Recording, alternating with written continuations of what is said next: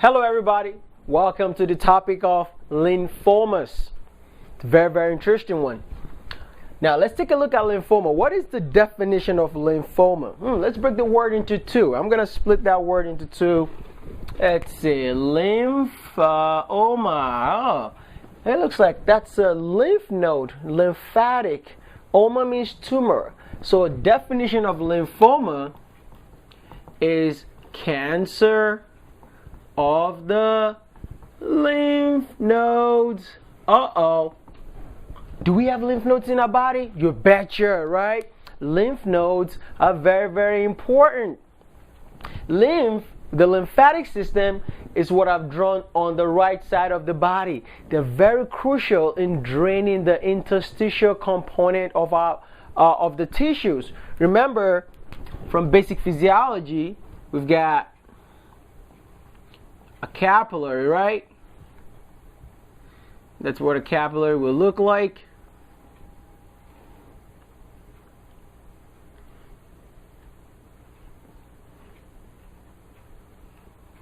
And capillaries is where blood flow goes through, right? So blood is going through a capillary system. However, we're going to leak some of the fluid into the interstitial component, and somebody's got to pick it up. The guys that do that job to make sure everything else is returned to our body. A little bit of protein, whatever bacteria, antigen is filtered by the lymphatic system. So their job is to drain, let's say, a little bit of serum in there. If there's proteins, if there's bacteria, they all have to go through the lymphatic system. And that will be a lymphatic vessel, which is now going to drain and end up in a lymph node. So let's take a look at the right side of the board. So this is a typical representation. This is not exactly how it looks like. This is just a schematic representation of typical lymph nodes, right? As you can see, if I cut your body into half using the diaphragm, there will be above the diaphragm and below the diaphragm. That's very important in this lecture of lymphoma. You can see these lymph nodes in your cervical region, known as cervical lymph nodes, right? So you ever have a sore throat? You feel like your neck is swollen and it's painful? Yeah, those are the lymph nodes that's draining and fighting infections around your cervical lymph node, right? If you have pharyngitis, also, there's supraclavicular lymph nodes above the clavicle, right? There are also axillary lymph nodes right under your axilla, under your armpit, right? If you ever have a sore hand, like a wound, or you have an abscess under your armpit, you feel it's very, very swollen. Those are the lymph nodes that's draining that area, all right? We have lymph nodes under the diaphragm. We have para-aortic lymph nodes right around the aorta. We have inguinal lymph nodes around the inguinal canal, right? That's draining everything coming up from the feet. So everything that drains up from the feet eventually is going to end up going into your jugular vein using the thoracic duct. And that's eventually how lymph is drained into the heart. It goes through the jugular vein, and the jugular vein is going to end up in your superior vena cava, which is going to now end up into the bloodstream. You get it? So that is a typical overview of the lymphatic system. However, remember, there's all these little nodules I drew here. Those are your lymph nodes. That is a lymph node. Lymph, right, H node. What's inside a lymph node? That's very important that we know that, right? We can't talk about lymphoma without talking about the lymph node.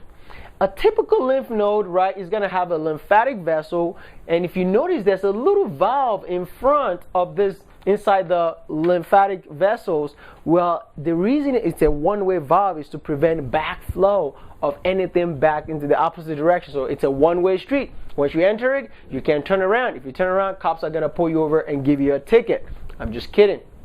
All right? So when cells go through this, right, it's like going through a tunnel. You can't go back, and they end up in the lymph nodes. Now, in the lymph node, you will see the lymph node has a cortex, and also it has B cells, which I put in green, hanging around the cortex.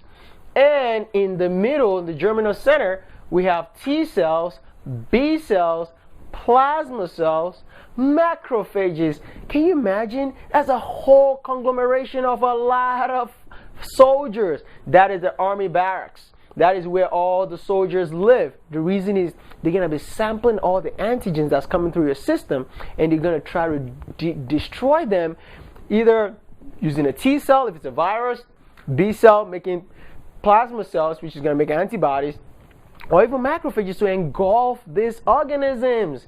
So if there's a lot of action going on inside the barracks, it's going to be very hot in there, it's going to be very swollen. That's why you develop lymphoadenopathy. And that's why you develop painful lymphadenopathy when you touch under your, right under your mandible, there's submandibular lymph nodes, right? And you feel them or paracervical lymph nodes, and you're like, oh, that hurts. Yeah, that's because there's a lot of action going on inside the lymph node. So now that we know what the lymph node looks like, what the lymphatic system looks like, let's come back to lymphoma. Now when we have a cancer of this lymph node, we have a lymphoma. So there's two types of lymphoma. Let's break it into two. There's Hodgkin's disease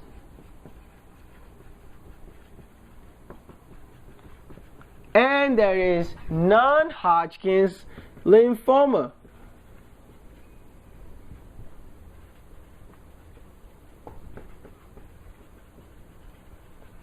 That's NHL. And Hodgkin's lymphoma and non-Hodgkin's lymphoma. Well, we're going to focus on Hodgkin's disease in this section of the lecture. So what is Hodgkin's disease? Well, Hodgkin's disease often actually has a certain characteristic. It has a bimodal age distribution. What does that mean?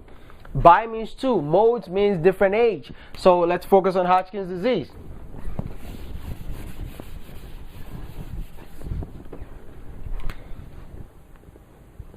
Hodgkin's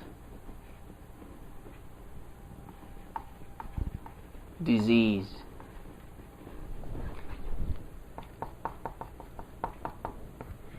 When I say we have a bimodal distribution, it means it looks like this.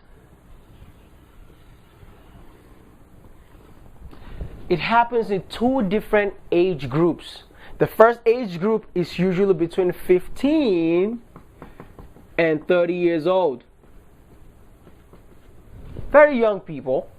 And later in life, patients that are over 50 years of age. That is why it's called a bimodal age distribution. Those are the patients that often get this disease. Now, the lymph node is the bread and butter of Hodgkin's lymphoma.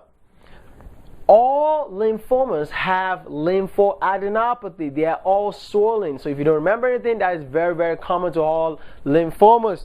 So the lymph node histology is actually going to tell us what kind of Hodgkin's disease that you have. That brings us to my story, which I'm going to tell you today. The classic cells that we find in Hodgkin's lymphoma are known as the Reed-Steinberg cell. The Reed-Steinberg cell.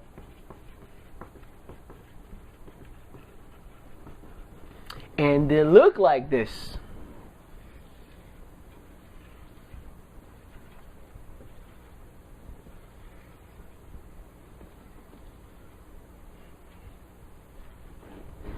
Ain't that cute?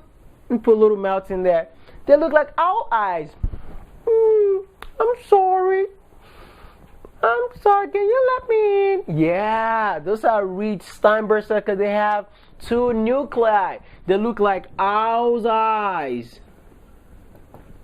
If you ever see an owl, they look like that. They look so cute and they look like they're harmless. No, they're not. No, they are not. They're very dangerous. All right? So that we're going to follow this owl's eyes cells, also known as Reed-Steinberg, to differentiate the different types of histological cells that shows off what kind of Hodgkin's disease you actually have. And there is 4 types. But I'm going to start with a beautiful story. So we're going to draw out, there's going to be a party that's going to be going on in a second.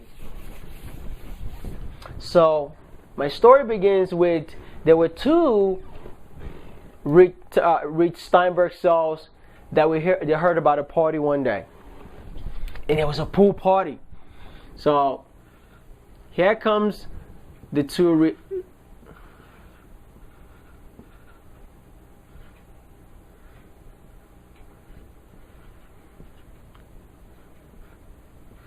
So here's one Rich Steinberg, and here's his friend. They heard about a party that's going on in town.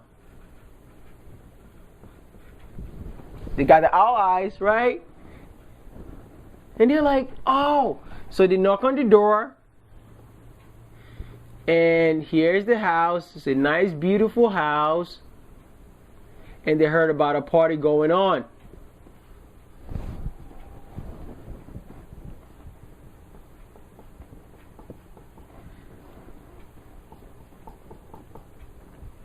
The party is going on inside the lymph node.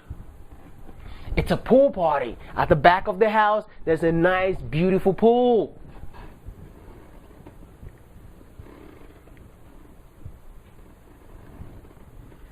Here's the pool with a lot of guys hanging out around the pool. Everybody's sitting around. We've got B cells, which are lymphocytes, right? Hanging around, having a couple on the table, having a good time.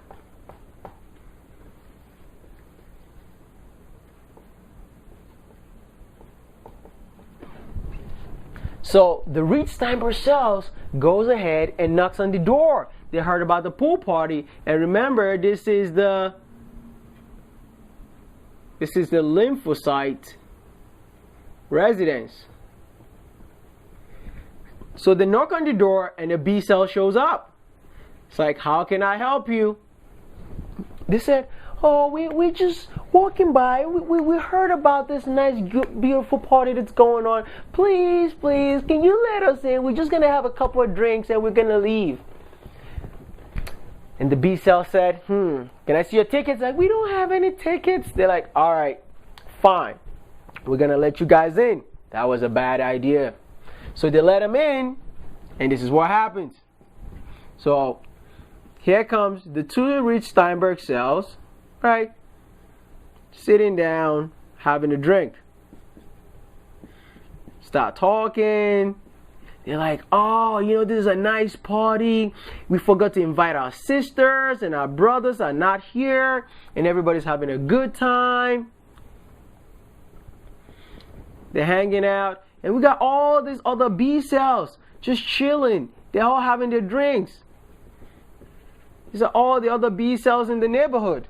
Let's actually make them blue. There's all B cells hanging out in the pool. Some are swimming in the water. They're having a good time.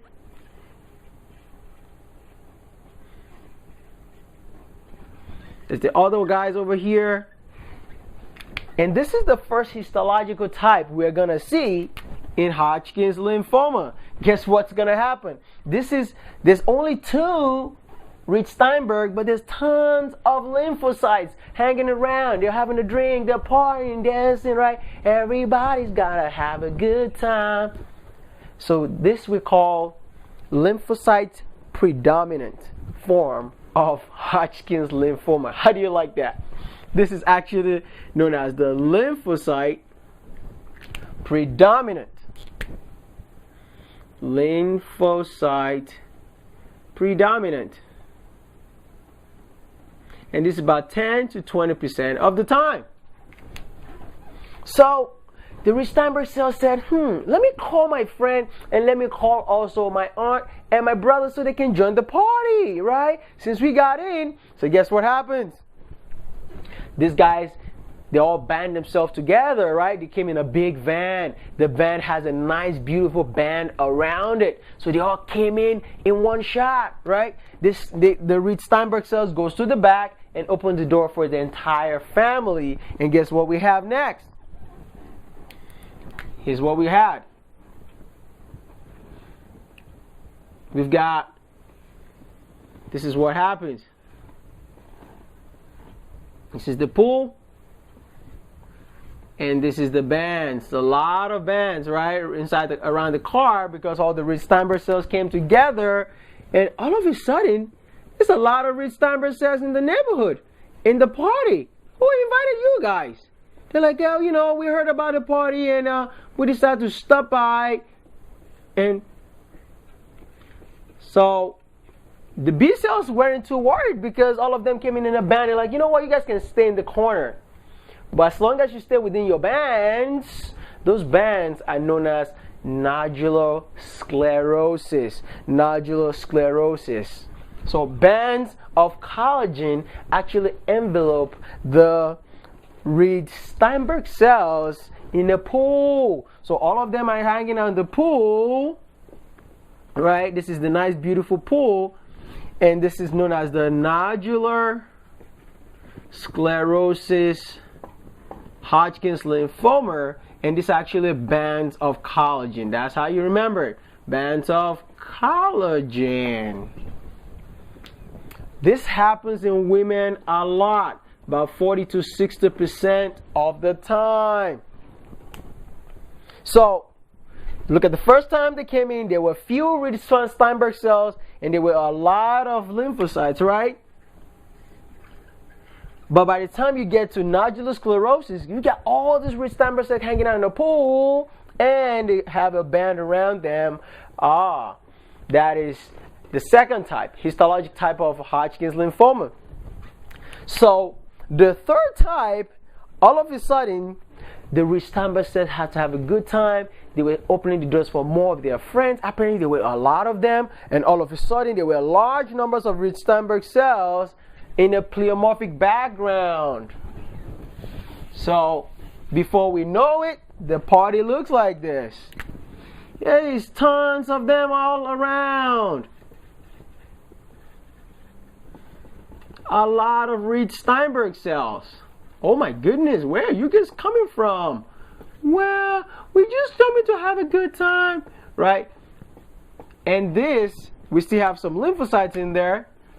Right? Still like wondering why is there a lot of you coming in? We only want lymphocytes. They're like, well, we're just hanging out. We're not doing a lot. But the problem is this form is known as the mixed cellularity.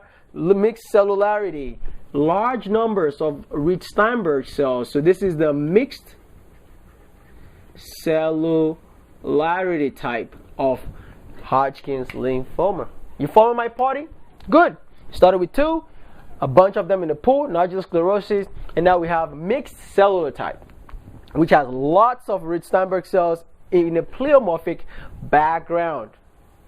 However, guess what this cute little thing did? The last stage is now we have lymphocyte depleted. What happened eventually is we're going to go back into the house is this. Yeah, when the entire place was filled with Ritz-Steinberg, there was no, in the entire house is not filled with Ritz-Steinberg cells, and all the lymphocytes were killed one by one. Well, you know what they did? They put a little poison inside the drinks of all the lymphocytes and killed all of them. Thus, we have a lymphocyte depleted.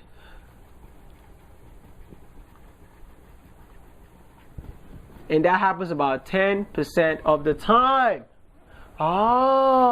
So these guys were bad boys. They lied. They pretended as if they were nice and cute. But all of a sudden they invited all their friends. And by the end of the story, they changed it from a lymphocyte residence to a patient that has developed Hodgkin's lymphoma.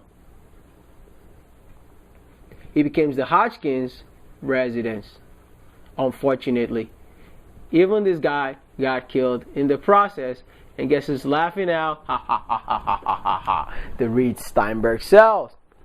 Well, once this apartment becomes filled with rich Steinberg cells and is lymphocyte depleted because there's not enough lymphocytes in the house anymore, that has the worst prognosis of Hodgkin's lymphoma.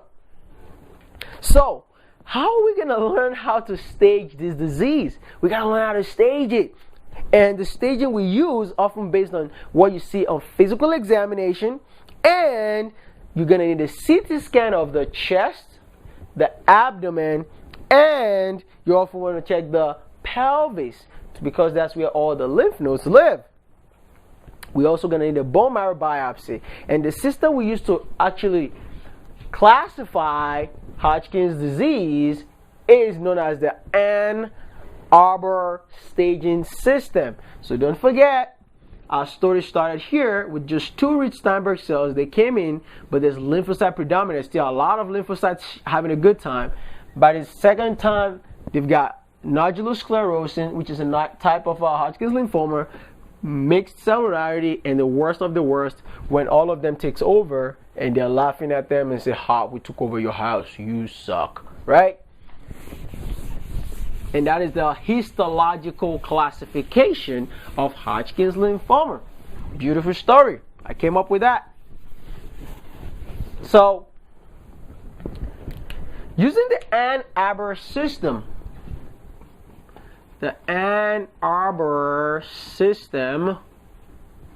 we are going to stage this disease. It is only 4 stages. Very, very, very easy. There is stage 1, there is stage 2, stage 3, and stage 4. Usually stage 1 means 1 lymph node. 1 lymph node, stage 1. 1 lymph node, stage 1. So let's pick a lymph node. I'm just going to pick that guy. Look at that. So if I only found 1 lymph node that is very swollen, that is stage 1. 1 lymph node. Very simple. Guess what stage 2 would be? Stage 2 is just 2 or more lymph nodes, but it has to be on the same side of the body.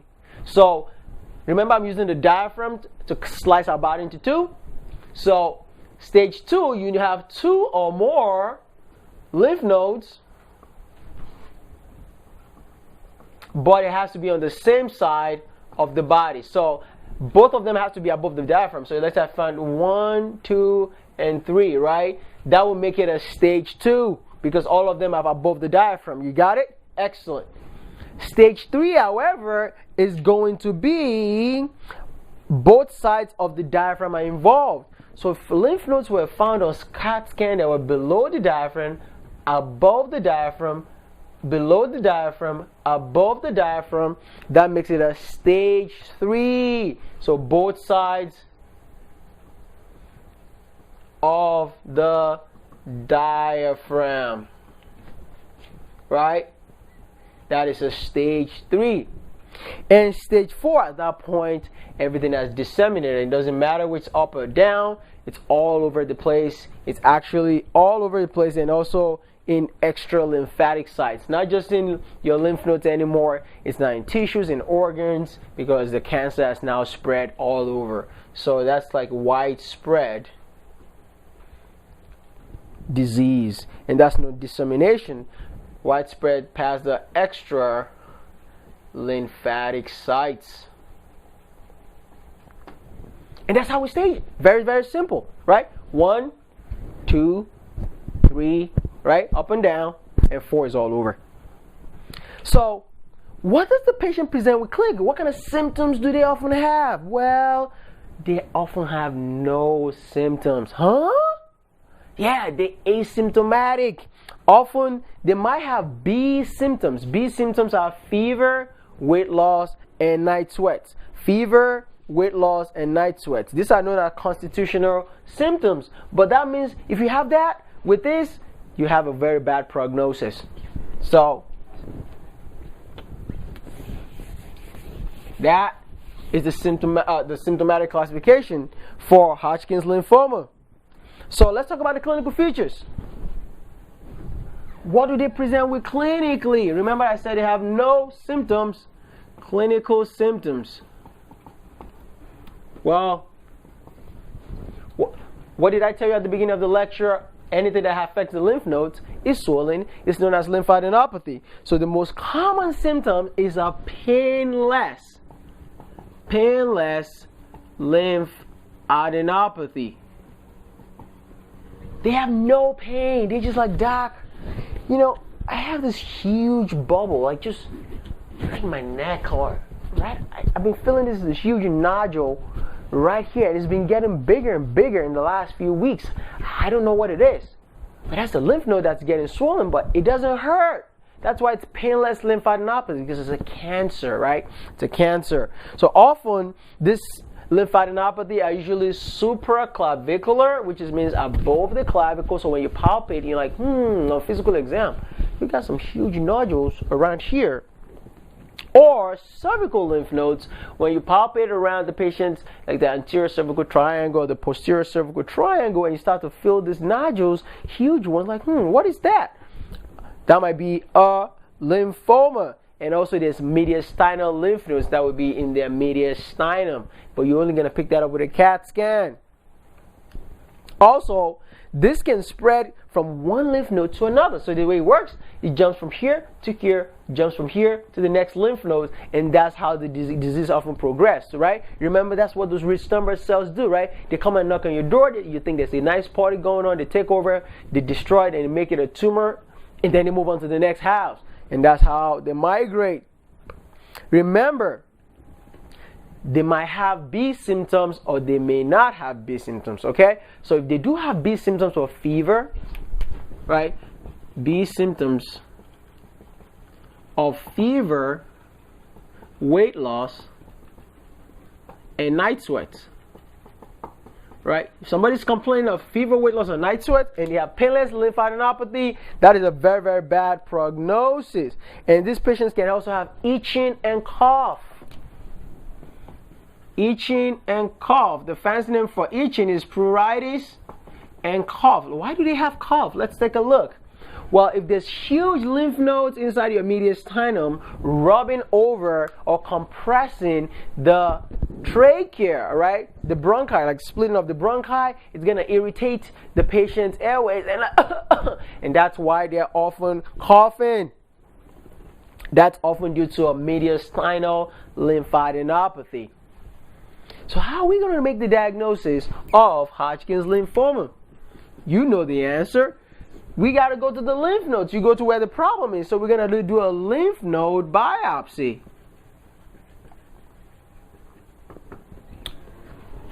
And what are we looking for? If we found these cells inside the Reed-Steinberg cells, we have made the diagnosis of Hodgkin's lymphoma, Reed-Steinberg. And basically, this is named after the two guys that found it, like Reed and Steinberg. So if you discover something tomorrow, maybe you can name something after your name. Remember, these are actual cancer cells. No matter how cute they try to look with their little mouths, they're actually cancer cells. They are large cells. They have 2 or more nuclei. I'm only drawing 2 here on the board. And they look like owl's eyes, right? They look like owl's eyes. And this is usually a B cell phenotype. So also, aside from the presence of Reed-Steinberg, we're going to see inflammatory cells, right? Because when the cancer cells emerges and attacks our lymph nodes, right, which was the house I was describing initially, remember there's T cells, there's B cells, there's plasma cells, there's macrophages inside the lymph node. So they try to attack. So we're going to see a lot of inflammatory infiltrate inside your lymph node. And what are we going to see? Well, we're going to see eosinophils, plasma cells, T cells, and B cells. And this is what actually separates Hodgkin's lymphoma from non-Hodgkin's lymphoma. So in Hodgkin's disease, we are going to see a lot of inflammatory cells that I wrote on board. But when you go to non-Hodgkin's disease, there's no inflammatory infiltrate inside a lymph node biopsy. Well, how can I see a lymph node without taking a needle and taking a bite? We can do a chest x-ray or do a CT scan. A CT scan or a chest x-ray. If we don't see anything on chest x-ray, you want to do a CAT scan of the chest, abdomen, pelvis. Chest, abdomen, and pelvis in order to be able to see the swollen lymph nodes inside the body. And we might want to check the bone marrow to make sure the disease has not spread to the bone marrow, because if it has at that point, that is a stage 4. Remember, stage 4 is extra lymph nodal disease, because it's actually moved out of the lymph nodes and migrated to the other part of the body. Lab-wise, on labs, we might see leukocytosis, eosinophilia, and level of ESR is usually high sometimes. So labs might just see a high white count, see a lot of eosinophils, known as eosinophilia, and erythrocyte sedimentation rate is often elevated. And that is just telling you the disease activity is going on, because there's a lot of inflammatory infiltrates going on. If there's inflammation, right, you're going to expect your ESR to be elevated. Now, how do we treat this disease? Well, treatment often is chemotherapy and radiation, right? We want to radiate the lymph nodes to destroy them and prevent them from spreading. So stage 1, 2, and 3A are often treated with radiotherapy alone. And stage 3 and stage 4 will need chemotherapy. So radiation and chemo is the only treatment. And guess what? The good news is chemo and radiation in combination achieve a good cure rate of about 70% of patients that have Hodgkin's disease. So it's actually a curable disease because mostly respond to radiation and chemotherapy. Well, that wraps up the end of Hodgkin's disease. All right, that's all you need to know. It's Dr. Adesina from Featured Teaching Physicians. Till I see you again, have a great day. Bye-bye. Hey, thank you so much for watching the video. I hope you learned a lot. Are you studying for the USMLE Step 1 or Step 2? Are you studying for the NCLEX, or you're currently in nursing school as a nursing student? Are you a PA student currently in school or studying for your PANCE exam? Or are you a nurse practitioner student or trying to take your NP board exam? Listen, I've got super awesome content for you. If you truly love this video and it simplified your learning process, I want you to check out my website below. I've listed all the list of exams, whether you're studying for any of this board exam, and all I want you to do is click on the link right now below so that you can take you directly to my website. For USMLE, just go to smashusmle.com.